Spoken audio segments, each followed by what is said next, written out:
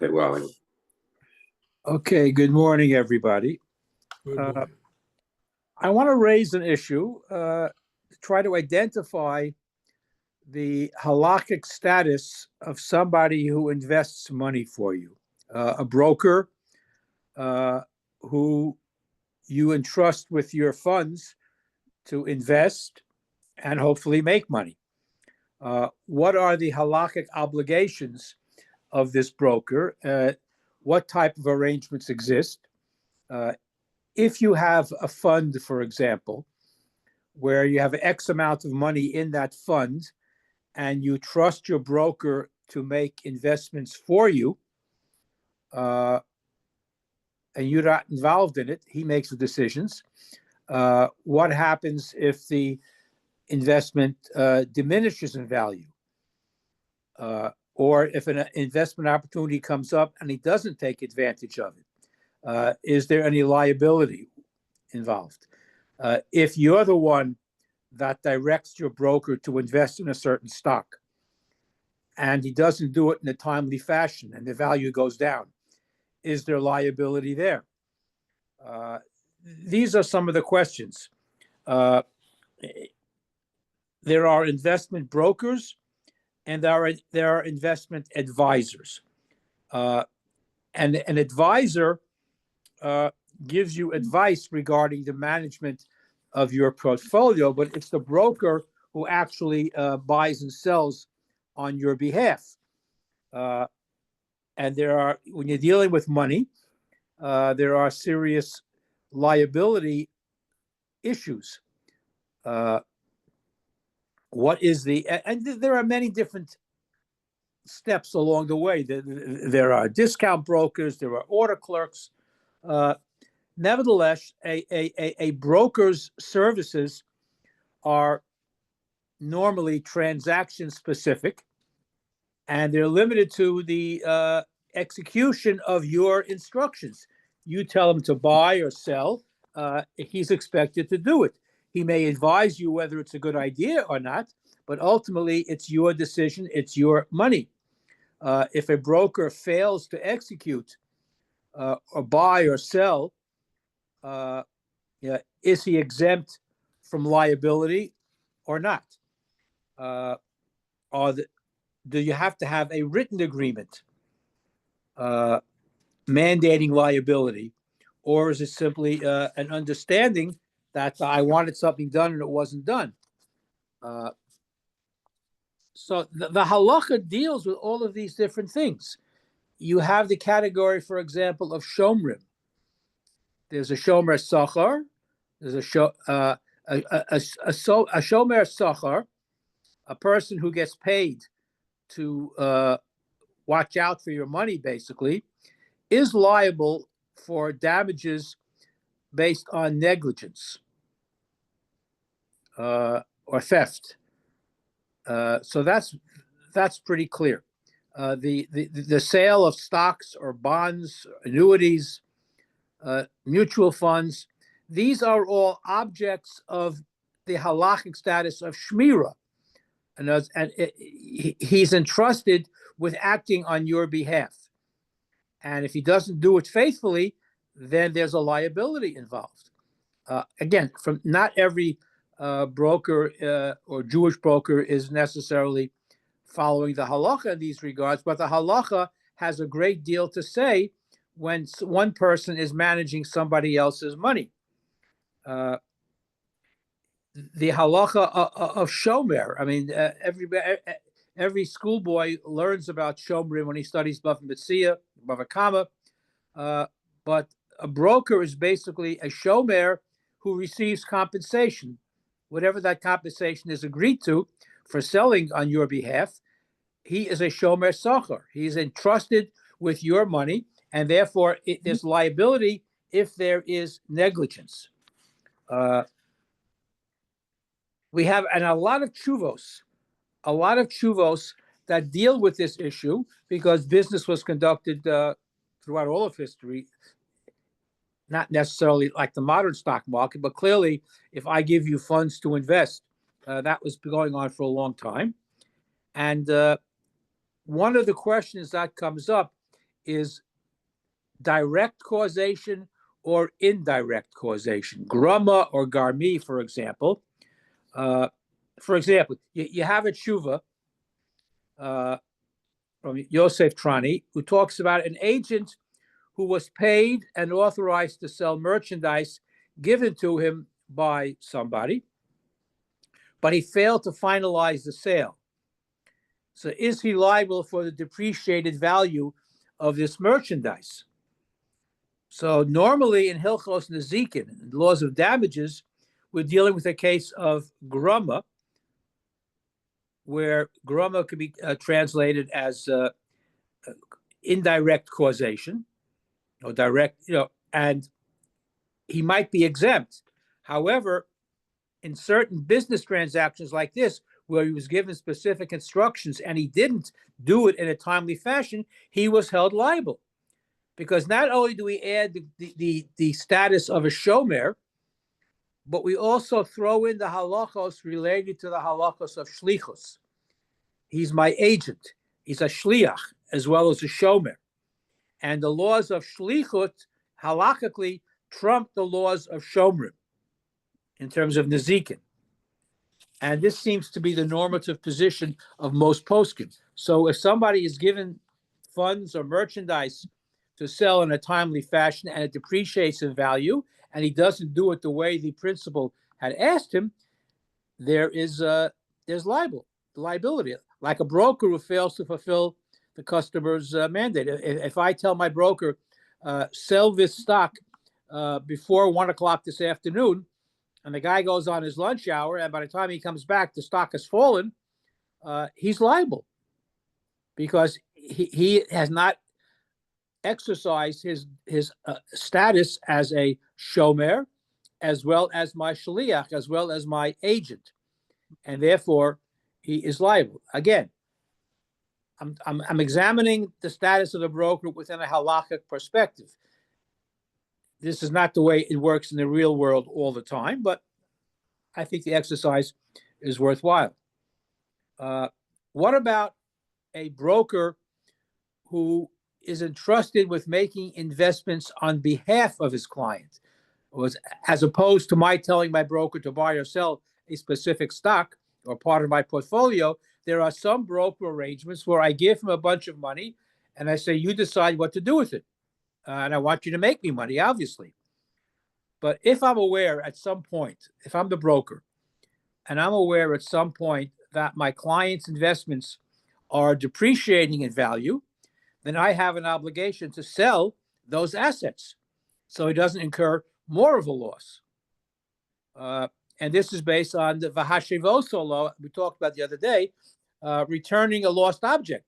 If it gets totally lost and it's not valued at anything, then there's tremendous liability there. But there's a biblical obligation to restore that which is lost.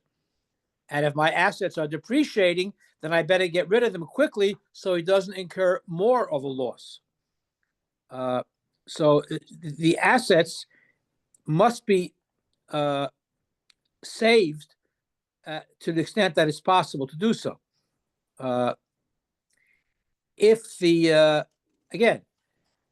This depends on the arrangement with the broker. If my client-broker relationship is such that I trust him to make decisions on my behalf, which is one type of a broker-client relationship, it gets a little bit sticky sometimes, but basically he has to watch out to make sure I don't lose money. Obviously, we want to gain money and make good investments, but if he notices that some of my portfolio is decreasing in value, he has to liquidate it as soon as possible to prevent further losses. If he doesn't do it in a responsible way, then halachically, there is a liability there. American law limits a broker's duty to simply warning the client about risk rather than monitoring the transactions when they depreciate. But halachically, there is a obligation to inform a client when such a depreciation takes place. In contemporary Bezdin cases, they limit this liability to a written agreement. In other words, there has to be a written contract that stipulates that if it goes down, he has to prevent further losses. So it's a fascinating halachic discussion. Wally. Is a question? Yeah. Yeah.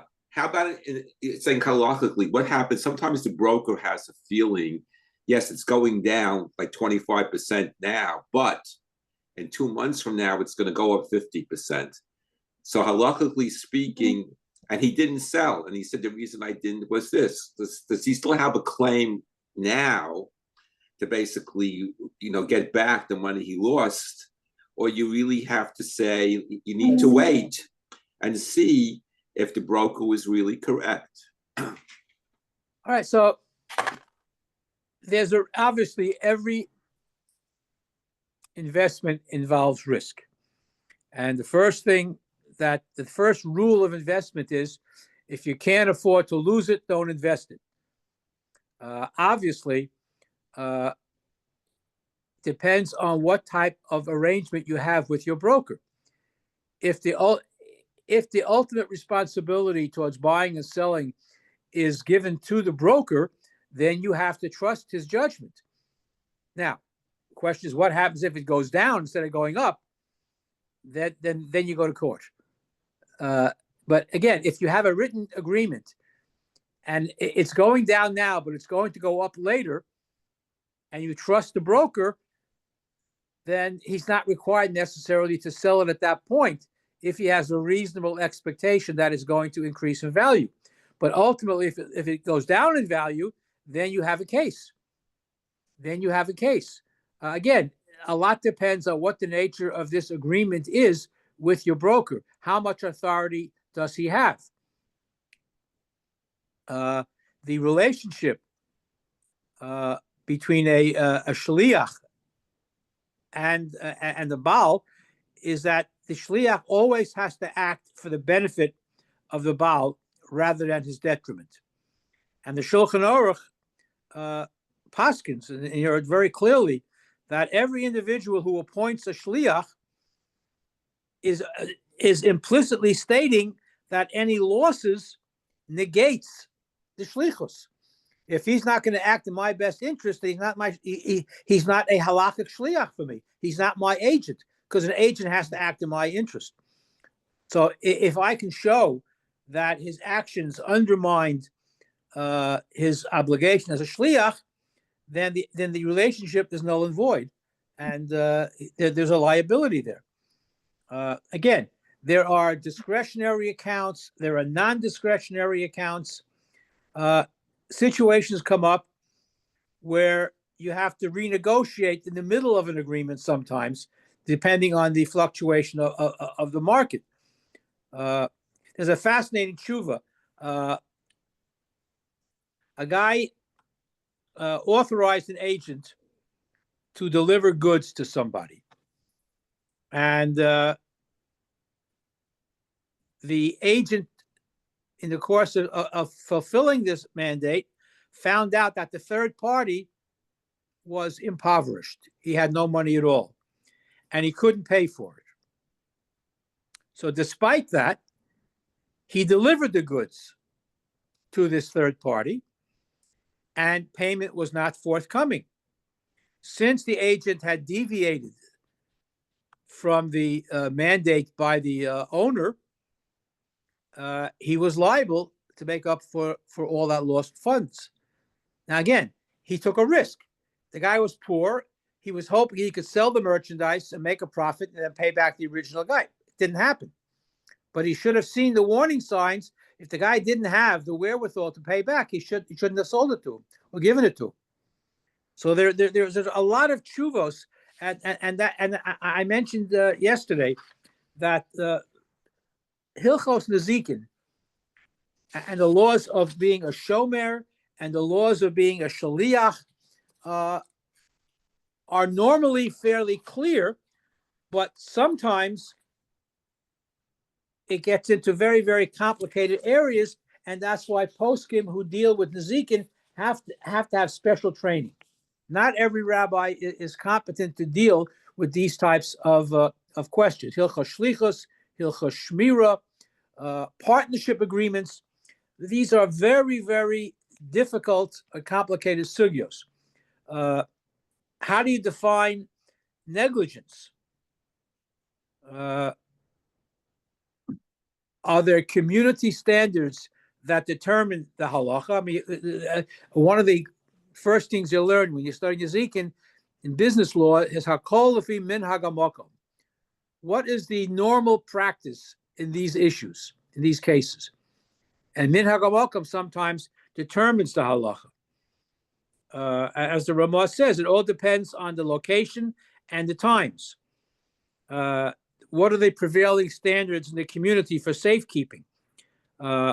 Unfortunately, we've had many, many cases in recent history of financial misdealings by brokers, people that were entrusted with other people's money, and they either embezzled it or invested it for their own benefit. And unfortunately, in some cases, there were people involved or otherwise thought to be religious people. There was, I remember very clearly, it used to be when we were kids, kids would brag about them. Oh, my father could beat up your father. Oh, my father is stronger than your father.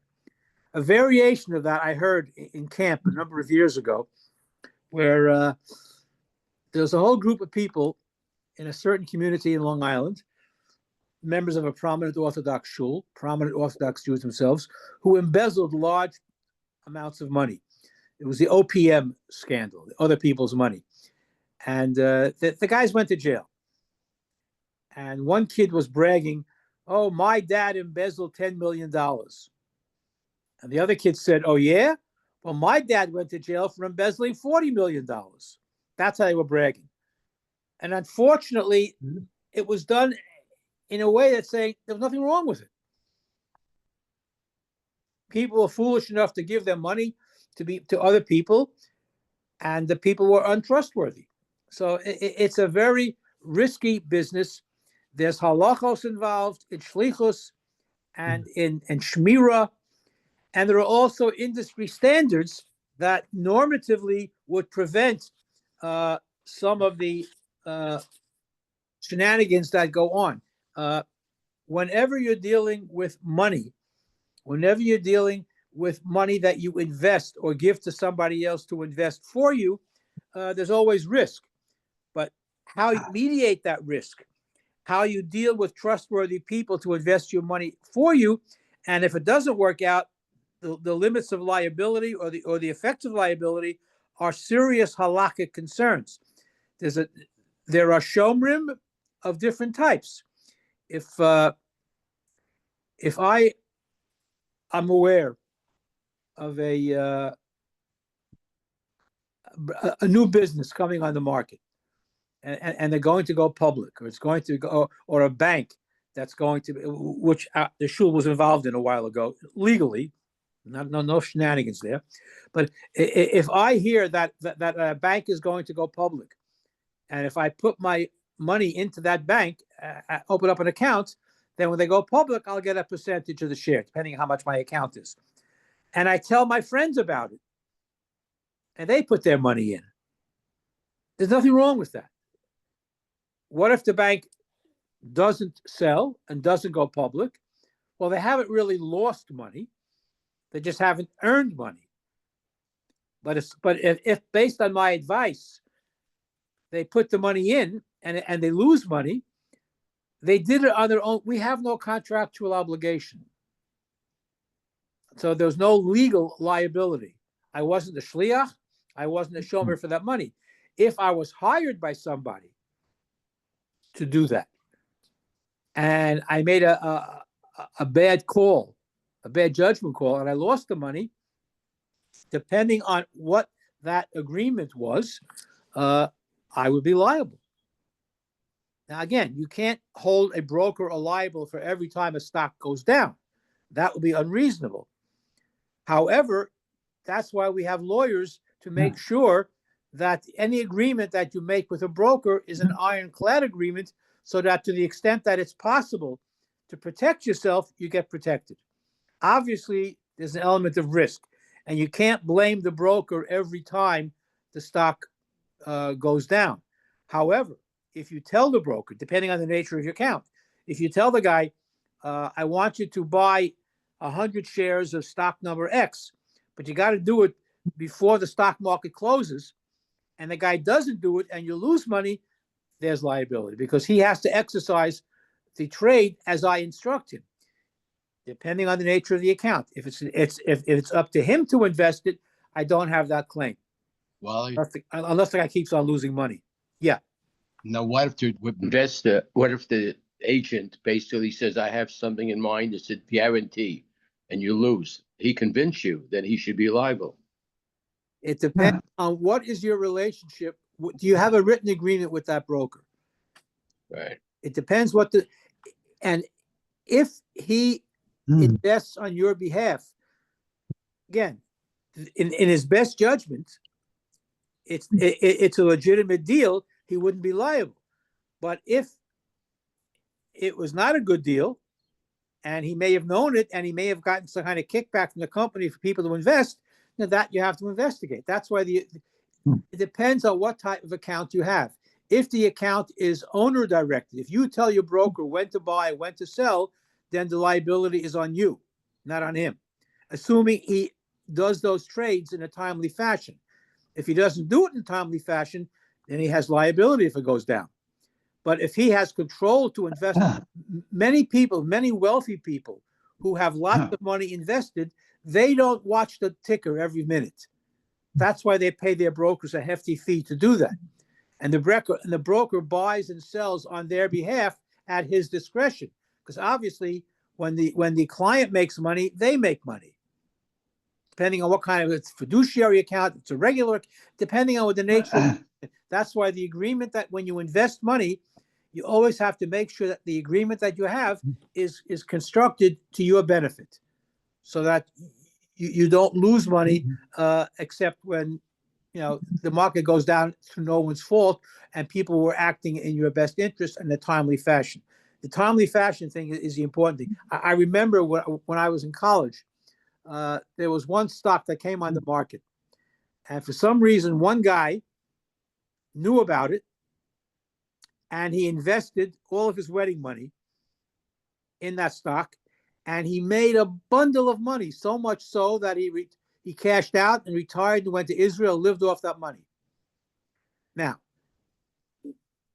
that's the end of the story. In the middle of the story, everybody heard about it, so everybody invested in that stock. But by the time we invested in the stock, it wasn't worth anything anymore. It was a flash in the pan, and he took advantage. He was lucky to take advantage of it. Not everybody is that lucky. When you get a hot tip, you have to act on it immediately. He sold in time as well. That's important. He sold in time, and he made a bundle of money, and he went to Eretz Yisrael. He sat and learned the rest of his life. He's very happy. Wally. Yeah. What happens if the risk that you're taking, that I'm taking, if I invest my money, and I see a broker promised me, I'm going to get you 20%. And of course, he doesn't do it. I knew that was outside the normal market, but I invested anyway. It was much higher risk. Is that broker still same rules? No, because you gave him the money did you lose money? You didn't make 20%, but you didn't lose money. Well, if I lost money, say I lost the money. It depends. It depends what kind of investment it is. If it's an investment that you direct him to buy and sell, then he has no liability if he does it in your direction. If it's he encouraged me to do it. Not only encouraged me, he sold it, and everybody I should have known that it wasn't going to. Nothing is worth 20%. Nothing brings in 20%. It's a judgment call, but ultimately he was investing at your direction. He may have given you advice, right? But the actual investment was done with your approval. Okay. If he had invested the money without your approval, then he's liable. Depends what kind of account it is. If it's investor directed or if it's broker directed. And that's why that agreement that you have is, most brokers have a what do they call it? A standard agreement that they sign. But you have to read the small print very, very carefully and get a good attorney who's experienced in these issues to make sure that you are protected, because you could lose a lot of money. And unfortunately, look, there are many brokers who are very, very scrupulous and very, very honest. But there are some that take advantage. Right. And again, this dishonesty has been around for as long as people have been around. And that's why contracts are very important. That's why signatures are very important. That's why witnesses are very important. And that's why the Gemara spends so much time on contract law, on verifying details of witnesses to make sure that the individual is protected. If you don't take advantage of that, then you have nobody to blame but yourself. So as I said, if you can't afford to lose it, you shouldn't invest it. That's rule number one of investing. And there are different. There are safe investments. There are risky investments. The reward for a risky investment is perhaps higher than the safe investments, but one never knows. So people, I think I still have some stock in U.S. Steel. At one time, that was a hot investment. Today, with tariffs, who knows what's going to be? I'm still getting dividends, but I don't know how long it's going to last if the business goes down. So, it's a very risky business, very risky business. In any event, I just wanted you to be aware and to share with you that the laws of agency, of shlichus, and the laws of shomrim, of guardianship, are very real when it comes to investments, because an investment broker is halakhically is bound by those rules. If you appoint somebody, you have to make sure that he's acting in your best interest. If not, there is liability. Most of the time, this doesn't get to a court, but there are many cases that a Beis Din does deal with people who knowingly gave bad advice for certain type of investments. A person, now, again, there are difficult cases. For example, somebody says, I need investors to build an apartment house.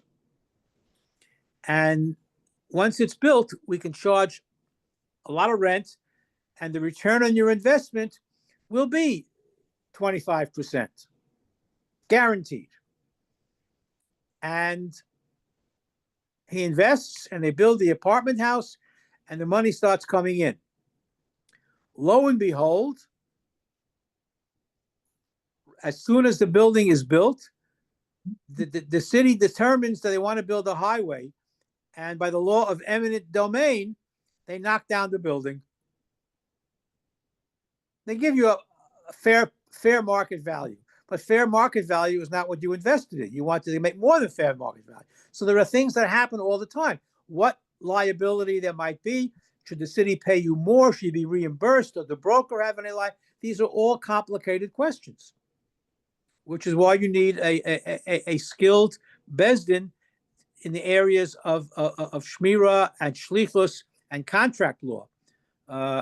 So there are, in every area, from time to time, we'll examine different things, but in every area of life, there is a halachic dimension. And we may not always be aware of it, but the halakha deals with every possible aspect of human activity, and investing is one of them. And hopefully we should all have good investments and make a lot of money. Oh, man. And have trustworthy brokers. Okay, any questions? It's a fascinating topic, and the tshuvos on this, again, when most people look at volumes of responsa literature, they'll go to the easy stuff. They'll go to the Orach Chaim, Hilchos Shabbos and Hilchos Yontif and brachos and stuff like that, or laws, matrimonial law, or even divorce law and stuff. But Nezikin, business law, people's eyes glass over, because it's very complicated, very dry stuff, but life is sometimes very complicated. And these halachos are there for a reason, and it hasn't, the basic principles haven't changed in 1,000 years. All right, enough said. Have a great day. Thank you, Wally. Thank you, Rabbi. Thank you. Have a